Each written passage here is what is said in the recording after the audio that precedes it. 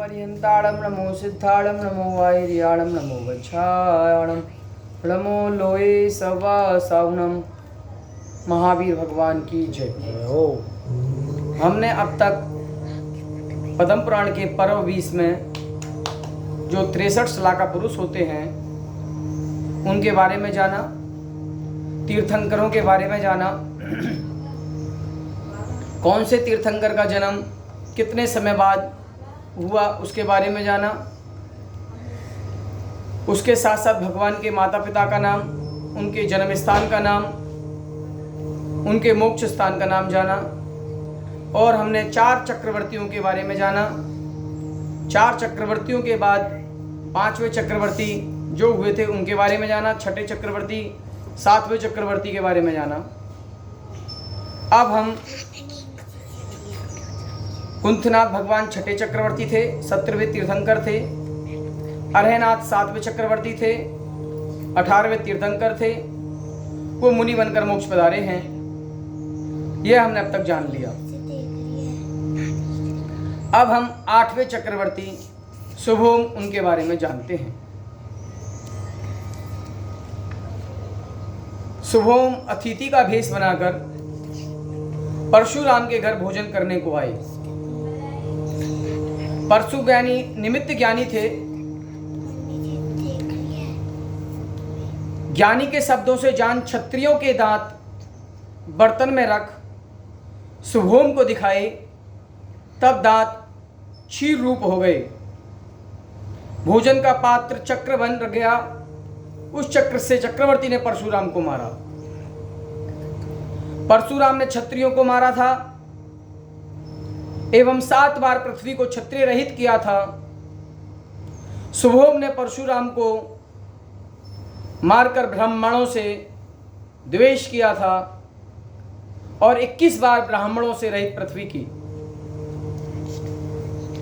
जैसे परशुराम के राज में क्षत्रिय कुल छिपकर रहता था, ऐसे ही शुभोम के राज में ब्राह्मण भी छिपकर रहते थे। अरहनाथ भगवान के मोक्ष जाने के पश्चात मल्लीनाथ के जन्म से पहले शुभोम चक्रवर्ती जो कि 8वें चक्रवर्ती वो हुए थे। अति भोग आसक्त, निर्दयी, अव्रती होकर मरे थे, इसलिए वो चक्रवर्ती 7वें नरक में गए। वीत शोका नगरी में राजा चित्त सुप्रभ स्वामी के शिष्य मुनिवन ब्रह्म स्वर्ग में गए। वहां से हस्तिनापुर में राजा पद्मनाथ, रानी मयूरी उनके महापद्म नाम के 9वें चक्रवर्ती हुए। 6 खंड की पृथ्वी के भोगी उनके 8 बेटियां वहां रूपवान महामानी। उनको विवाह की इच्छा नहीं, फिर भी विद्याधर उनको हरण कर ले गए। सो चक्रवर्ती ने उनको छुड़ाया। वो 8 कन्याएं आर्य का व्रत धारण कर समाधि पूर्वक मरण कर कर देवगति को प्राप्त हुई। और जो विद्याधर इनको लेके गए थे वो भी संसार में असार जानकर, संसार को भोगों का मार्ग जानकर, संसार को दुख में जानकर वो भी उन्होंने भी मुनि बनकर अपनी आत्मा का साधन कर कर अपनी आत्मा का कल्याण कर मोक्ष को पधारे हैं।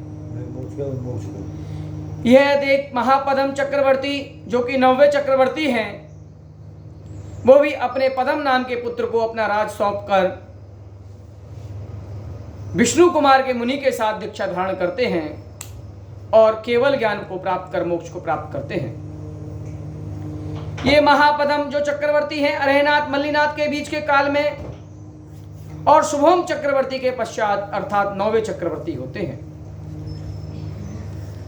विजयनाथ की नगरी में राजा महेंद्र दत्त अभिनंदन स्वामी के शिष्य होकर महेंद्र स्वर्ग में गए।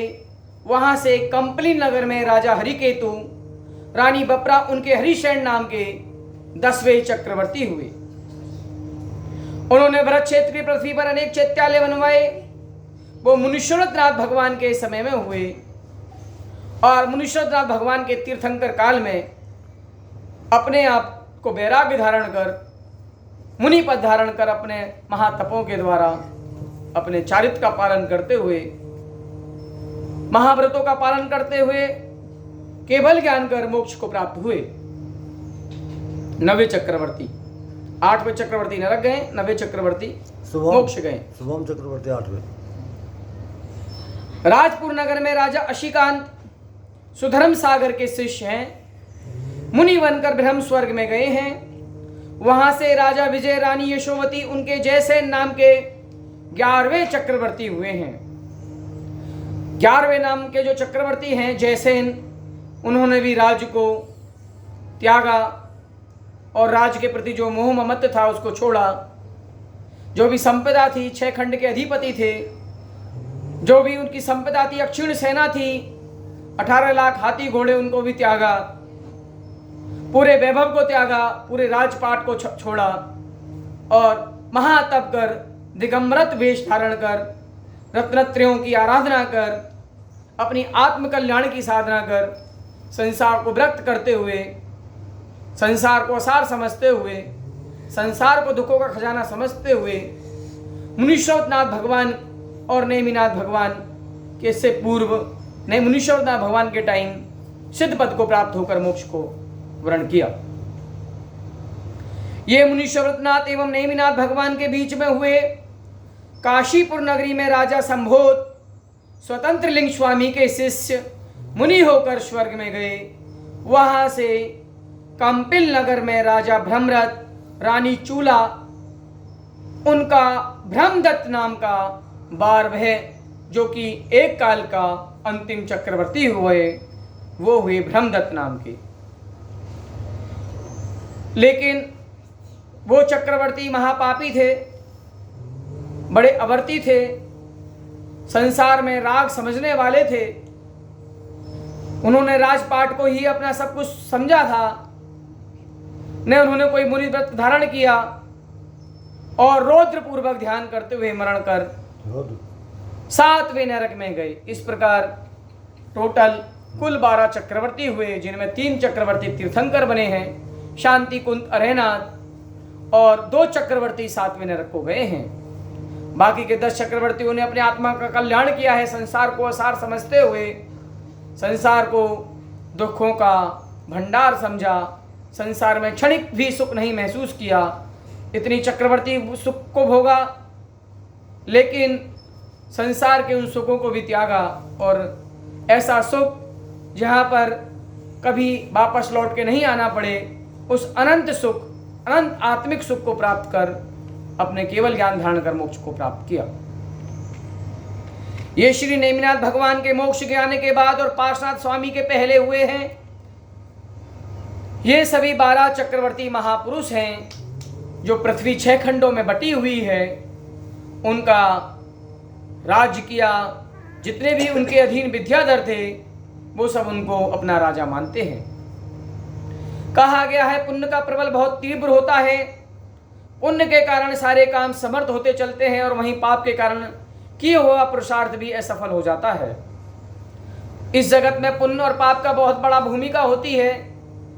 पाप के द्वारा आपका किया हुआ पुरुषार्थ भी बेकार हो जाता है जब आप पाप का कर्म आता है, और आपका पुण्य का उदय हो, थोड़े से पुरुषार्थ में आपको बहुत सारा वैभव प्राप्त होता है। इस प्रकार हमने 12 चक्रवर्तियों के पुण्य की भोग को जाना, उनके द्वारा किए हुए पाप के कारण वो नरक गए और अपनी आत्मा का कल्याण कर वो मोक्ष को प्राप्त हुए। आपको पुण्य पाप का फल प्रत्यक्ष कहा, उसे सुनकर योग कार्य करना, योग कार्य को नहीं करना, अच्छे कार्य के बिना अच्छे फल प्राप्त नहीं होते। सुंदर महल भवनों में जो रहते हैं वो कभी भी पंचेंद्रिय भोग विषयों को प्रति आसक्त नहीं होते हैं। वह सब पुण्य का ही फल है। जहाँ शीत में सर्दी नहीं महसूस होती,